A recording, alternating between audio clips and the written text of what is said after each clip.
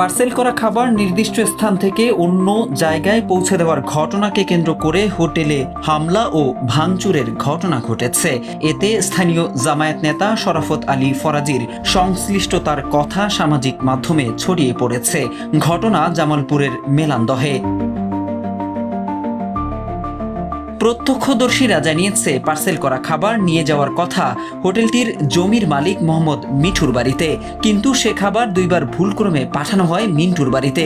বিষয়টি নিয়ে মিন্টু ও তার ছেলে কথা বলতে গেলে কথা কাটাকাটির এক পর্যায়ে তাদেরকে মারধর করে হোটেলের মালিক ফারুক সহ স্টাফরা।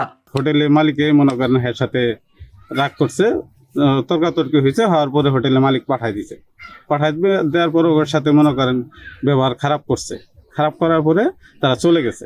চলে যাওয়ার পরে আবার লোকজন আসার পরে যে মারামারি হয়েছে। মোটামুটি খাবার অর্ডার করছে মিন্টু ভাই, গেছে মিন্টু ভাই যাওয়ার পরে ওরা আইসে তোলা হয়নি, দোকানটা দুটা করলো, দোকানে সব কিছু ভাঙচুর করলো।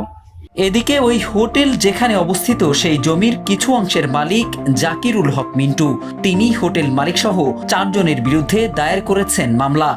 এরকম ভাবে আমি একটু তাদের সাথে রাগারাগি করেছি যে ভাই এরকম করা ঠিক হয়নি, ওরা আমার তো ওরা কিছু বলেন যে ভাই ঠিক আছে পরে কথা হবে বিষয়ে আর কোনো হঠাৎ করে যে আরেকজন মালিক ওদের ভাই ফারুক, ও এসে অকথ্য ভাষায় গালিগালাজ এবং বলতেছে যে এই বেটা তুই তুকারি যা ইচ্ছে তাই, এবং গালিগালাজ এবং এমন নোংরা ভাষা।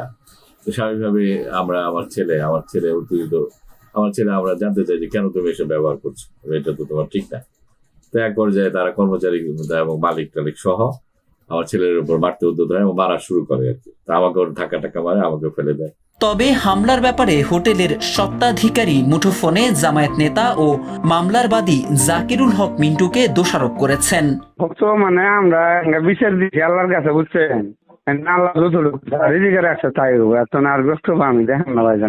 ও যে শরাফত ফারাজি সাহেব কি এর মধ্যে ছিল?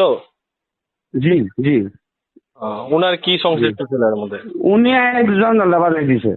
আমার ঘর মালিকের প্রতি ওনাদেরকে কোনো প্রতি অভিযোগ নাই। আমাদের মীমাংসা করছিল ওই জামায়াতের লোক, ওই লুকায় হেরা ওই সিস্টেম করে দিল 2-5 মিনিট। এদিকে স্থানীয় জামায়াত নেতা ও তার লোকজনের বিরুদ্ধে ভাঙচুরের অভিযোগে একটি ভিডিও সামাজিক যোগাযোগ মাধ্যমে ছড়িয়ে পড়ে। তবে এসব অভিযোগ অস্বীকার করে বিচার দাবি করেছেন তিনি। সারাদিন ব্যাপী এই ঘটনাটা ঘটেছিল, মূল মালিকের সাথে গন্ডগোলটা হয়েছিল।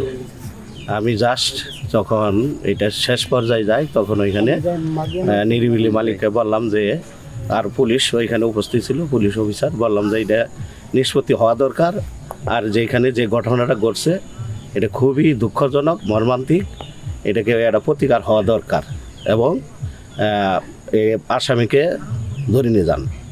এর পরিপ্রেক্ষিতে ওইখানে ওই দুষ্কারী কিছু লোক ওইখানে কিছু ঘটনা ঘটায় আর কি।